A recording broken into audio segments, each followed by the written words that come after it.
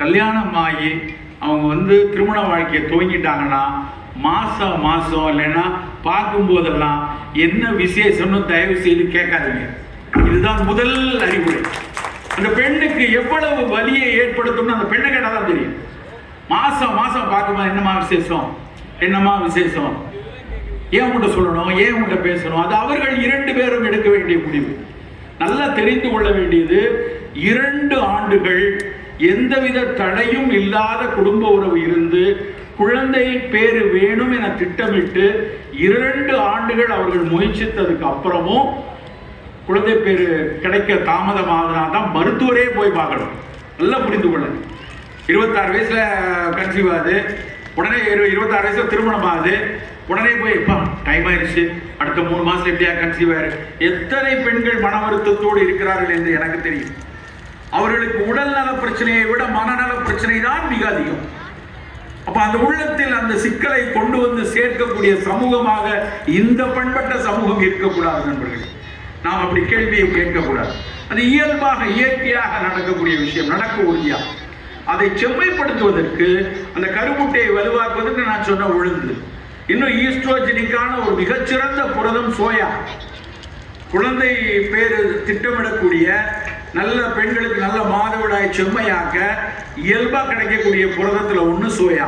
இந்த சோயா புரதம், சோயா வந்து இப்ப அம்மா பேசிட்டு போனாங்களே, ஜப்பானுடைய சஷாக்கியின் குக்கு பத்தி பேசினாங்க இல்லையா, அந்த ஜப்பானுடைய ஒட்டுமொத்த சமூகமும் சாப்பிடக்கூடிய மிக முக்கியமான ஒரு பயிர் சோயா. அந்த சோயா இல்லாத, நான் 15 நாட்களுக்கு முன்னாடி ஜப்பான்ல இருந்து வந்தேன். இவர்கள் சொன்ன அதே ஷொசாக்கியின் கொக்கு இடத்துல அங்க நின்று கண்ணீரோடு நான் 4 மணி நேரம் நின்று கொண்டிருந்தேன். என்னால் அந்த ஹிரோஷிமா நகரம் அழிந்ததை பார்த்து விட்டு, அங்கிருந்த கண்காட்சியை பார்த்து விட்டு எதையும் பேச முடியல. அந்த மாட்டு மக்கள், ஜப்பானிய மக்கள் எல்லாம் அங்க வந்து பக்கத்துல ஒக்கினோவான்னு ஒரு இடம் இருக்கு.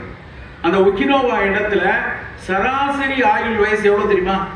இந்த தமிழ்நாட்டினுடைய சராசரி ஆயுள் காலம் எவ்வளவு? 72. சுதந்திரம் அடையும் 37 இருந்தோம், இப்ப 72. மிக பெரிய வளர்ச்சி. ஆனால் ஒக்கினோவாவின் சராசரி ஆயுள் காலம் 103 நண்பர்களே. சாதாரண 116 115 இருக்கான். அவர்களுடைய உணவுல மிக முக்கியமான உணவு சோயா. மீசோ சூப் அப்படின்னு ஒன்று குடிக்கிறாங்க. எங்க போனாலும் மீசோ சூப்னு சோயாவில் எடுத்த கஞ்சியை சாப்பிடுகிறார்கள். சோயாவில் எடுத்த நம்ம ஊர் பணியாரம் மாதிரி, நம்ம ஊர்ல மோதகம் மாதிரி, அரிசிக்குள் நம்ம இனிப்பு வச்சு செய்யறோம்ல மோதகம், அதே மாதிரி அந்த சோயா, ரெட் பீன், அதை வந்து அவங்க வந்து பயிரை வைத்து அவர்கள் சாப்பிடுகிறார்கள். அவர்களுடைய காலை உணவாகவே அது இருக்கிறது. நம்ம சோயா, ஏன் சோயா பெண்களுக்கு நல்லதுன்னா அதில் இருக்கக்கூடிய பைட்டோ ஈஸ்ட்ரோஜன், தாவர ஹார்மோன். அது நேரடியான ஈஸ்ட்ரோஜன் கிடையாது, தாவர ஈஸ்ட்ரோஜன். அது அந்த குழந்தைக்கு, அந்த கருப்பையினுடைய வளர்ச்சிக்கு, சினைப்பையினுடைய வளர்ச்சிக்கு, இயல்பான வளர்ச்சிக்கு மிகச்சிறப்பான உணவாக இருக்கு.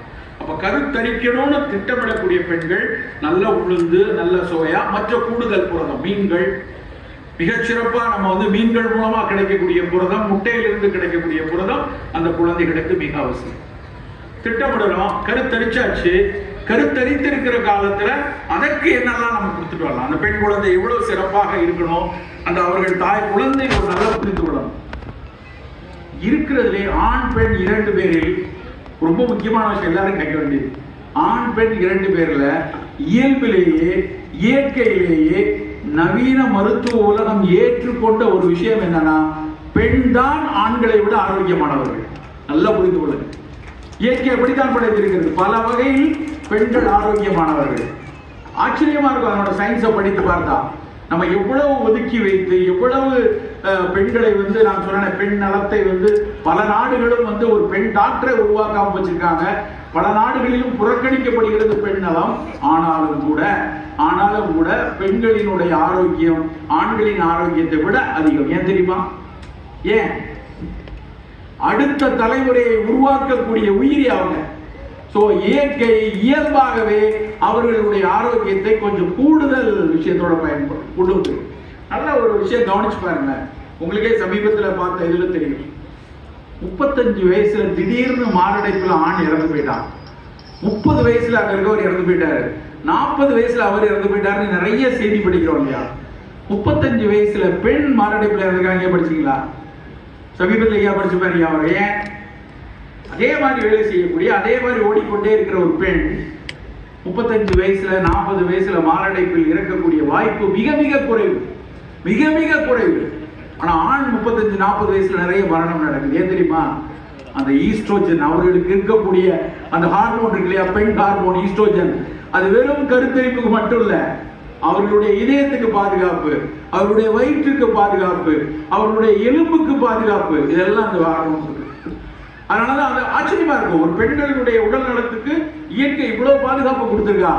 கரெக்டா மாதவிடாய் முடிஞ்ச உடனே அந்த ஈஸ்ட்ரோஜன் குறைஞ்ச உடனே சற்று வெலன்னு ஆவாங்க.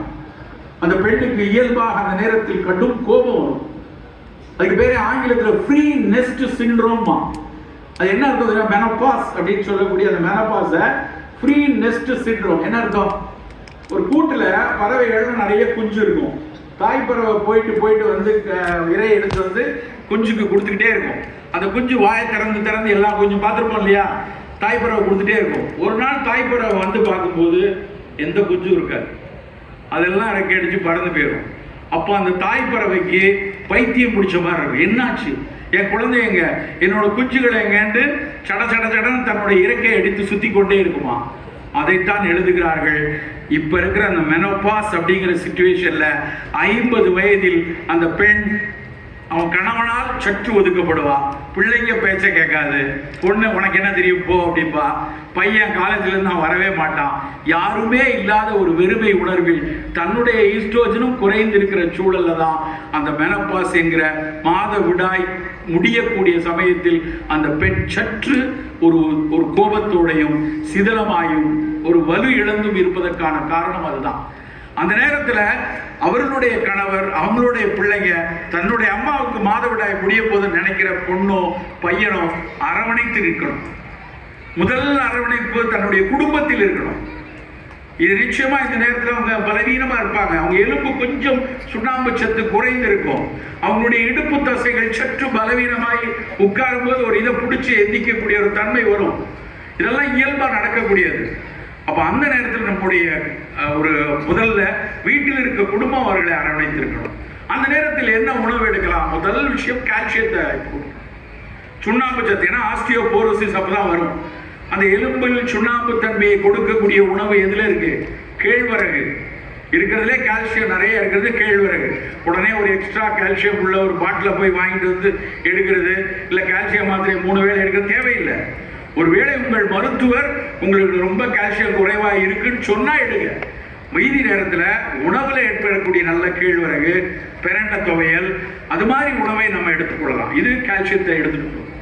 ரொம்ப ரொம்ப முக்கியமான பருவம் அந்த நேரத்தில். அதோட மனதில் கொஞ்சம் பதட்டம், பயம் இருக்கிறதுல அந்த பதட்டத்தையும் பயத்தையும் குறைக்கக்கூடிய ஒரு மருந்து மாதுளம்பழம்.